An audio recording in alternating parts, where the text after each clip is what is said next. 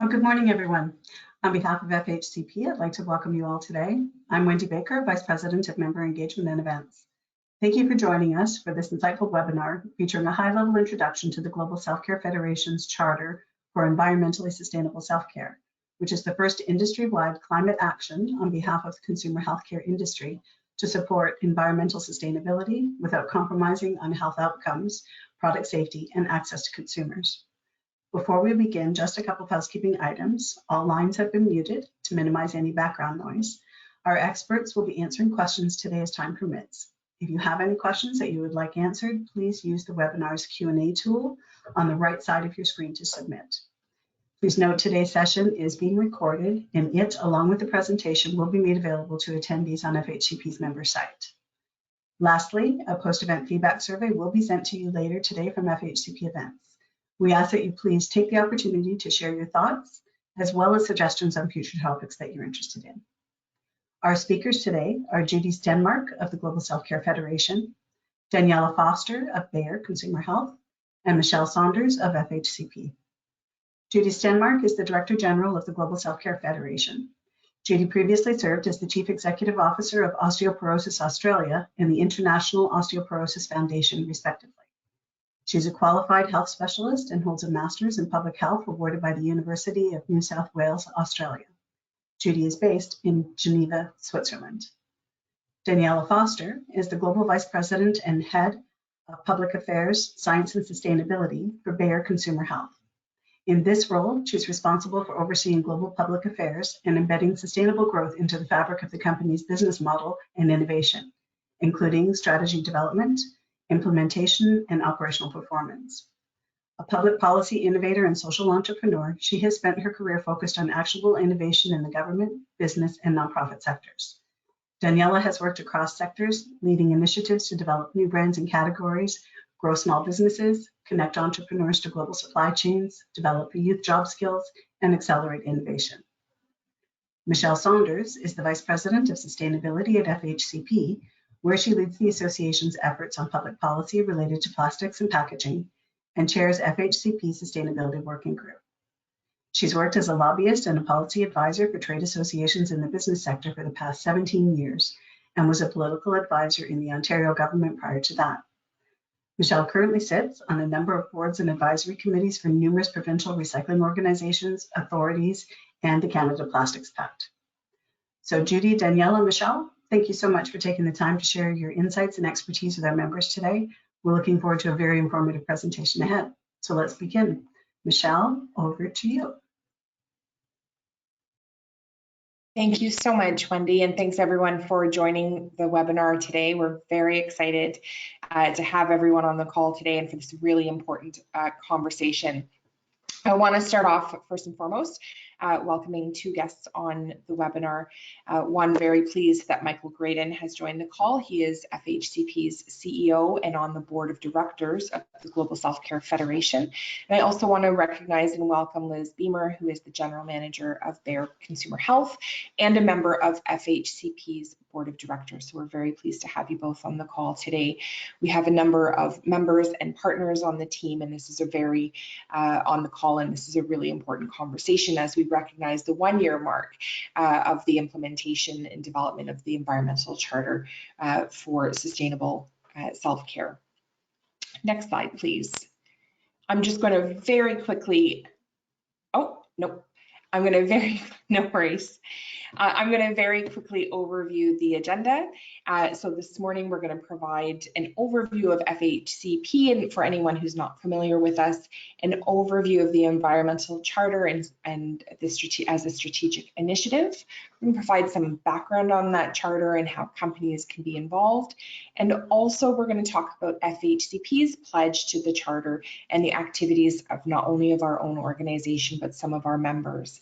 We really hope today to generate a lively discussion with our panelists and guests and audience on the webinar. So as you're listening to presenters speak, please feel free to enter any questions or comments in the Q&A box there, and we will take those following the presentation. If we could go back a slide, actually, please.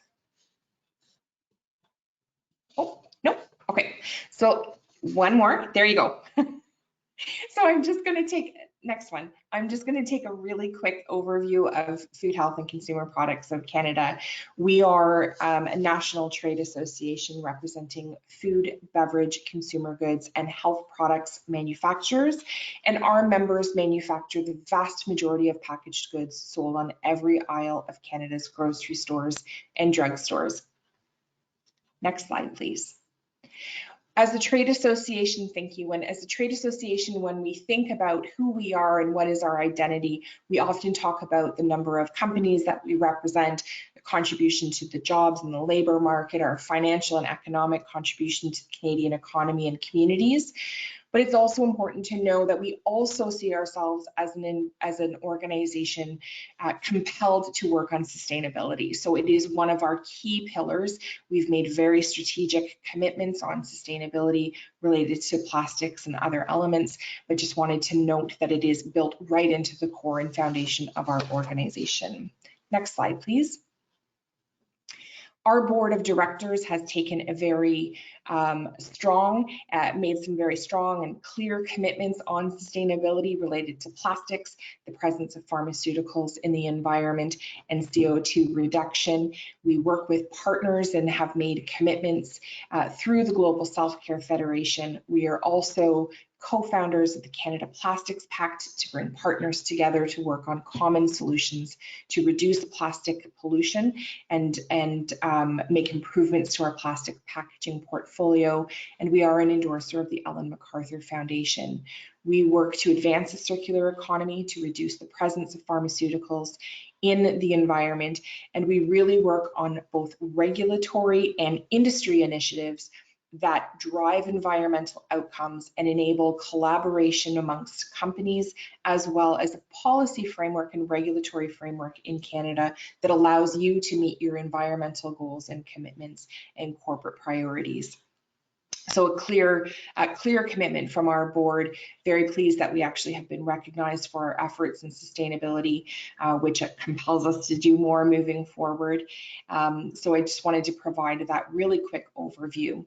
With that, I'm very pleased to pass it over to Judy, and Judy will provide an overview of the charter itself. And as I mentioned, November is the one-year anniversary of the launch of the charter, so a very timely conversation. So Judy, over to you. Thanks. Thank you, Michelle. And we can move to the next slide, in fact. Thank you. Hello, everyone. I'm delighted to be here, and thank you for joining today's webinar. Welcome to this discussion on our Global Charter for Environmentally Sustainable Self-Care. And I would like to thank FHCP in particular for agreeing to stage this webinar. So I don't need to tell all of you that environmental sustainability is one of the key challenges for our industry to address, if not the most important challenge at the moment. But it's not just a challenge, it's actually also an opportunity for us to take the lead in this area, not only on a global arena, but on a national arena as well. But I want to stress that this is a marathon, it's not a sprint. And that's why it's really important for environmental sustainability that we need to have our short-term, medium-term, and long-term goals. And across every industry, sustainability, environmental sustainability is a key priority, and no different for the consumer health sector. But I think our industry has a special challenge in supporting sustainability without compromising on health outcomes, and especially on product safety and access and affordability for consumers. So these are just some of the reasons why we launched our Global Charter. And as Michelle said, it's actually almost, I think, 1 year ago today that we did that. And Daniela in a moment is going to walk you through the details of the charter, the 3 different pillars, our current work plan, and also our post-launch activities to date, which I think you'll find very interesting. But I want to highlight, given what we did, a lot of the background work, a robust landscaping work, social listening exercise, and gain commitment from our broader GSCF membership for the charter. So in just 1 year, the charter has been commended by several leading international organizations, such as WHO, OECD, and also UNEP. So I think that is our committee driving this, led by Daniela and Urate from FHCP, and the committee can really pat themselves on the back, because it's a really great achievement. But I hope by the end of this webinar, some of you will feel confident, if not all of you, about pledging support for the Charter. And again, I want to stress that don't feel like you have to pledge to all 3 pillars in the Charter. You might be on a different continuum in your environmental journey, so you might feel confident in pledging to just one area, and that is absolutely fine as well. So that's my quick intro to the Charter, and I'm going to hand over now to Daniela, who is going to really take you into some of the details of the Charter. So thank you very much. Over to you, Daniela. Thank you, Judy, and welcome everyone. It's a pleasure to be here. So look, as Judy mentioned, this is kind of a special time.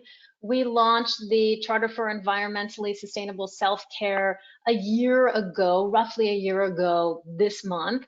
And you know, when I take a step back and think about it, this is really the first ever industry-wide charter on environmental sustainability for the consumer health industry. And when I look at that, I do think that the consumer health industry plays a very unique role. We're unique because on one hand, we don't sit squarely in pharmaceuticals, and we also don't fit squarely in consumer packaged goods. We're somewhere in between. So one of the things that we had identified is really having a clear consumer health approach to sustainability. It's critical. And when I look at this charter, this is the first time that you'll really find an industry proactively, not because they're forced, but proactively coming together to drive collective action. So there's a few aspects about this charter that really excite me, and the promise of the charter and where we can go, and also the pledges that consumer health organizations have made.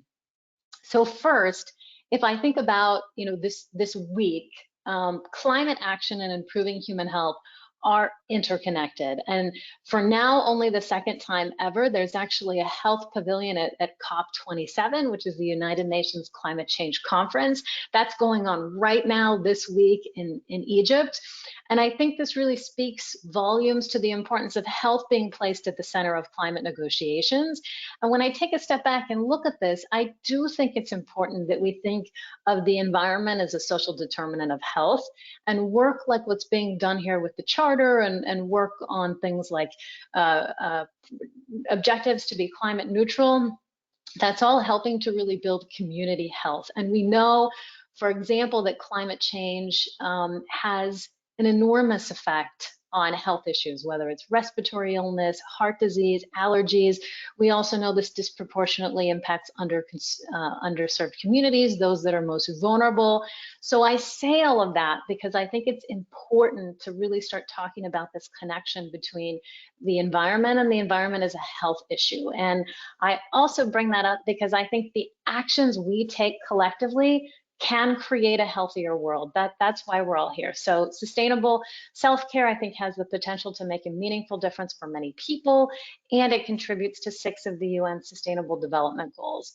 So the second reason I'm particularly excited about this charter is climate action is a team sport. If you look at any of the goals around climate, we're only going to make substantial progress through driving collective action. No one company, no one NGO, no one government is going to solve climate change on their own. It really has to be driven by collective action. So this charter is so important because it helps us unite our industry to really drive that collective action. And I think the opportunity to work across competitive lines, share resources, share brain power, that's more critical now than ever.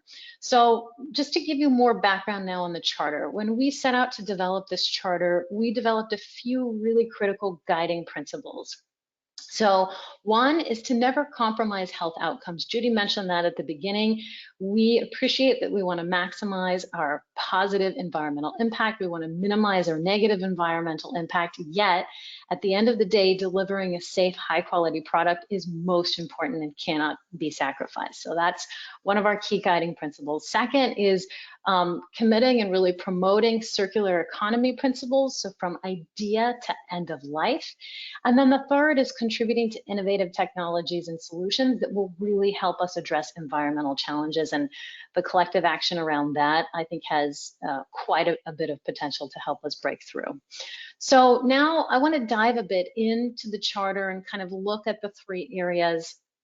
So if we go to the next slide, up front, something that I think is really important, and I'm going to continue to reinforce, even though Judy mentioned it, is that when you sign on to the charter, you do not need to commit actions in all three priority areas. We know every organization is at a different stage in their sustainability journey. That's okay, that is natural. The important piece is really getting started and then continuous improvement. So as Judy mentioned, we had done a robust analysis to say, okay, what are three areas that as an industry, we can collaborate to make the biggest impact? And we landed on three after the extensive research and analysis Judy had mentioned. So one is reducing plastics and packaging. We all know that packaging, especially plastics, can have a big impact on the Earth's ecosystems, yet our product packaging is also a critical tool in helping people use our products safely and preserving their quality. I know that this is also a hot topic in Canada, given the government's working on developing regulations on the requirement for minimum thresholds of recycled content in plastic packaging and a number of other things. So that's why I think it's really key for us to come together as an industry to work towards productive and ideally proactive solutions. So some of the ways we can do this is through best practice sharing, innovating, working in partnership, working with suppliers, working with local governments to improve recycling, and then of course looking for more sustainable solutions. And we can talk a bit more about that later. The second area of the charter is pharmaceuticals and the environment. We know that our products can enter waterways from a few sources: consumer use, production waste, unused medicines people don't dispose of properly. And under this area, we're really committing to work together to actively manage and reduce waste from our production facilities and encourage safe disposal of our products. The third area is managing our carbon footprint in our supply chain. So that sort of famous scope 3 area, and that's where we're focused on scope 3 and the space that encompasses the emissions that are not produced by the company itself, but by those indirectly responsible for the emissions within the supply chain. So we're really encouraging organizations to not only reduce their carbon emissions through science-based targets, but we're also partnering on what are the best platforms for learning and sharing, and what's some common guidance and language we can use to really work with suppliers to address this area. So if we go to the next slide, what I want to click on here is a couple of things. One, if we look at what we are doing now, so you may be wondering, how's this actually working to date? What have we done since launching the charter this time last year? Well, there's a couple of things we've done. One, we've really focused on the areas where we can have the most impact. So we've set up 2 working groups that are underway to help guide where we can create this impact. And again, we welcome having you and your organizations join and be a part of helping us drive these solutions. So the first group is focused on packaging, with also a laser focus within that on blister packs, which we all know just practically is a very big challenge. I'm sure you're hearing from many different stakeholders that this is a key challenge area, that it needs to go away.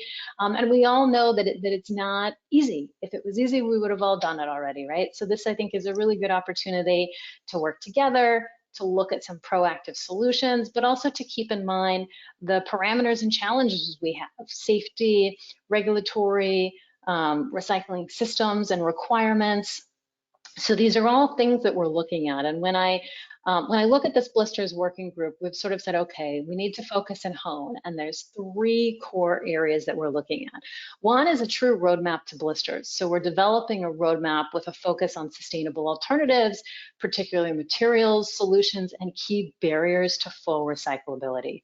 The second area is around waste management and global recycling streams. So we're really identifying what are those waste management practices, what's best in class, what are the challenges and barriers we see, what are the key markets where we see this, and then understanding from the recycling industry, what can be done to help support these sustainable alternatives, and really also tapping into existing industry and NGO initiatives so we can be stronger together and learn from each other to improve overall recycling systems. And then the third area is really mapping international standards. And here I look at this as understanding international standards for recycled content that will impact self-care products in order to develop clear options on things like blister packs and understanding what our parameters are.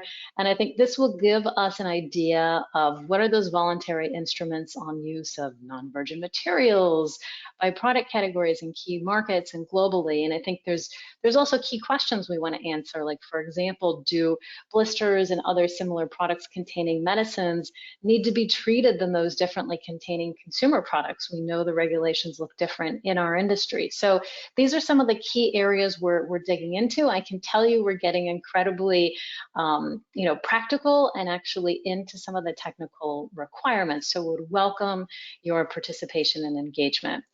On to the next working group. So the second working group, like I mentioned, this is really focused on supply chains. And here, we all know that this is another big challenge as we look to reduce our CO2 footprint. We can only do so much within our own operations. We have to do that, absolutely. And one of the other key things we really need to be looking at is how we do that with the help of our suppliers. So within this working group, there's really three main objectives. One is to focus on creating a common criteria, a common language, particularly for supplier evaluation.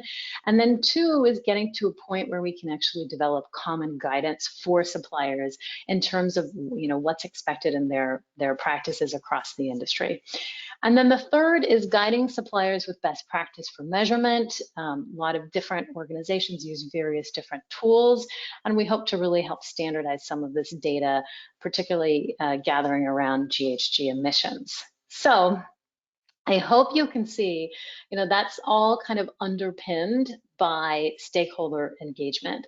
And I would say with that stakeholder engagement in mind, we welcome your involvement and helping really drive environmentally sustainable self-care. The first step and my big call to action for all of you is to sign on to the charter. As I mentioned, the charter is flexible. You can commit to making an impact in just one of these priority areas to get started, or you could do two or all three. And I think, I speak for everyone when I say we could also use your brain power in our working groups. It's this collective action and collective thinking and creativity that I think will truly help us move the needle in improving both human health and the health of our planet. So with that, Michelle, I'll hand it back over to you. Thank you so much, Daniela. I mean this in the nerdiest of ways, but that is very exciting. everything you and Judy just talked about, I really appreciate. I wanted to take a minute for the audience and take a step back and talk about FHCP's role in the pledge and supporting the pledge and what our specific commitments are. So as a trade association, we don't have a single package in the market. We don't have a single product in the market. So our pledge is not as specific as it would be for corporations, but we've made very principled pledge to support and endorse the charter and to promote it to our members, to make sure that our members have access to tools and resources to work towards their commitments in the pledge, in the charter, and also to make sure that we are promoting it and advocating for policies that will lead to outcomes envisioned in the charter. So it's just a very high-level principled pledge for FHCP. I will say when the charter was developed, this was about the easiest yes that our board of directors made. This is such a natural fit, not only for the regulatory and policy work that we're doing, but these are the conversations that our governments are having. These are the conversations that our retail customers are having, and these are the conversations that your consumers are having. So we were very, very excited and easily decided as an organization to endorse the pledge, endorse the charter, and to make a pledge ourselves. We do have a number of members who have also made direct commitments and pledges to the charter and have made very specific commitments in all three areas of the charter for either individual or collective actions. And so we're very, very pleased to see that activity and hope that that will continue. And we want to encourage more members to become engaged. We can just move to the next slide there. I just wanted to take a moment. When I say there's alignment between the charter itself and the work that FHCP is doing, we're very closely aligned. We are in all three spaces that the charter touches, and these are in fact the places that our governments and customers are in, where industry is working. So we're happy to not only inform policy, but help our members take action in these areas. From a Canadian perspective, our governments across the country, federal, provincial, and territorial, are very focused on plastics and packaging. Our federal government has already released a regulation to ban certain single-use plastic items. We know that additional restrictions are being considered. Our federal government is looking at a minimum threshold requirement for recycled content in all plastic packaging. That will not be applicable to all sectors or product categories as an initial requirement, but as an eventuality. So we're working very closely there. Our federal government is also working on the development of rules for the labeling of recyclability and compostability for all plastic packaging, so consumers know how to appropriately dispose of packaging once it has been used. And of course, we're working on the development of a national plastics registry. Those are all federal initiatives, and those are really, we're actively involved and engaged in public policy discussions and regulatory development at that level. And then we're working with every provincial and territorial government on the transition to or development of extended producer responsibility for packaging. That's all packaging. Many of our members will be well aware we spend a lot of time, because we're dealing with 13 governments, we spend a lot of time on EPR for packaging.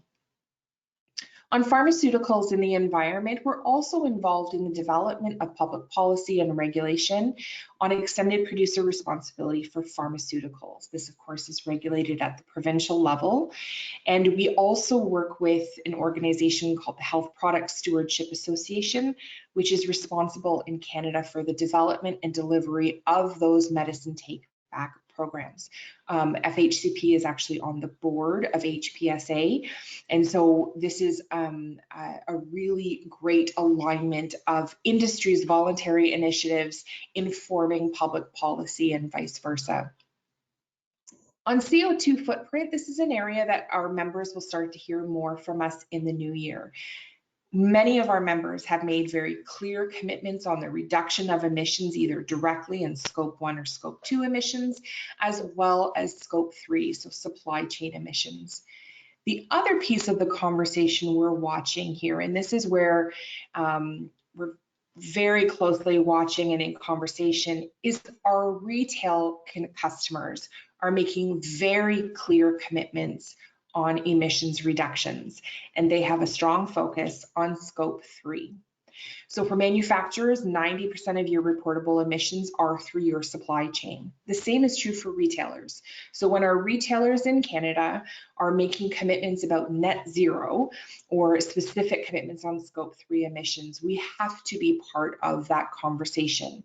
And so the work of the Global Self-Care Federation and the targets in the charter, really go hand in hand and position our members to be able to respond to the expectations of our retail customers.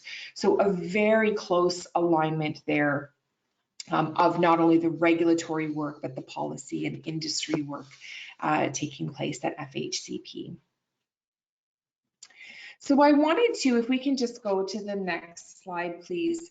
We really want to open the floor. I think I have a lot of questions for Judy and Daniela. I think they both presented really thought-provoking perspectives and provided a lot of information on the scope of work being taken by industry, both collaboratively and individually.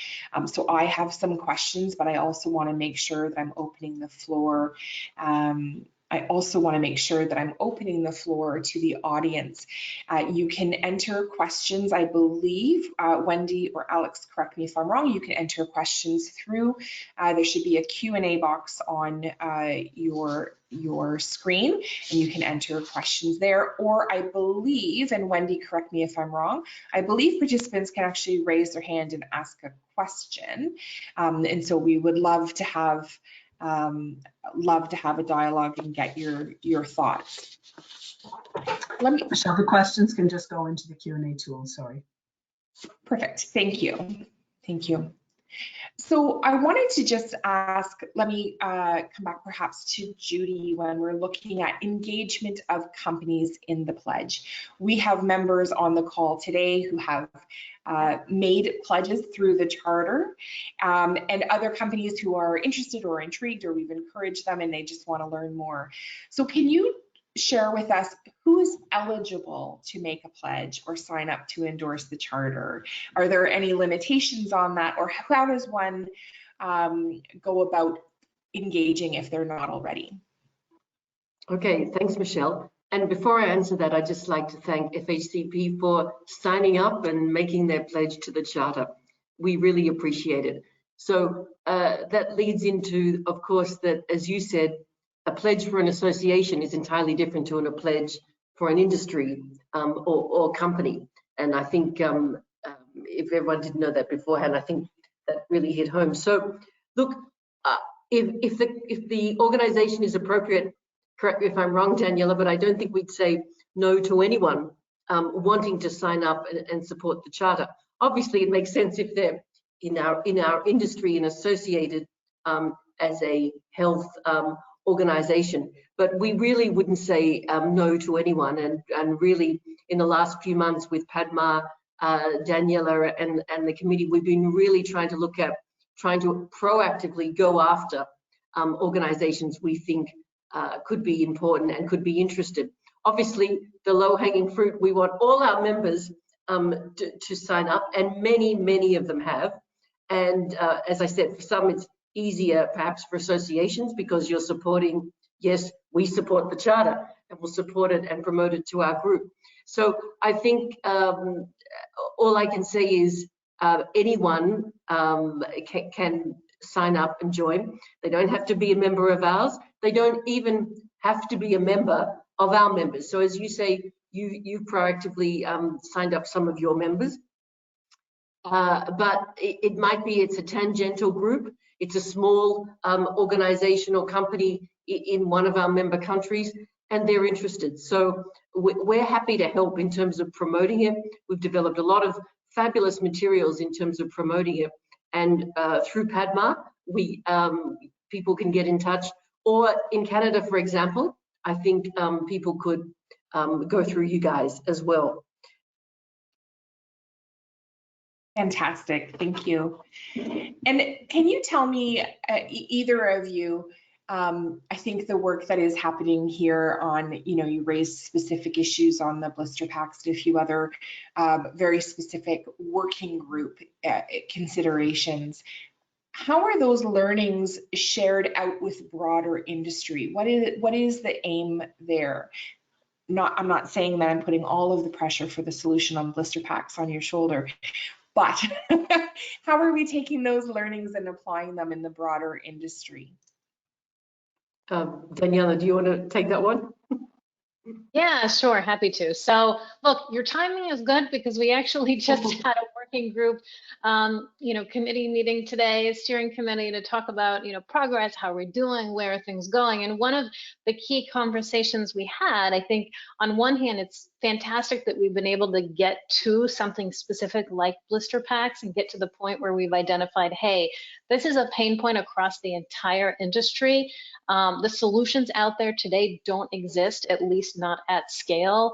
Let's share the challenges we have. Let's really understand those parameters, and then let's collectively drive towards solutions. So I just want to acknowledge even getting to that point has been a journey, and I think that's fantastic progress. The second piece that we're looking at quite thoroughly, and even when we were launching the charter, is something we did sort of external stakeholder pressure testing with a number of NGOs, international organizations, and others who are very much in this space to say, hey, we've identified these aspects of the charter, but do they make sense to you as well, and pressure test us. And like Judy mentioned, we've had really good support so far. And even today, we were getting into the nuances and into the weeds of,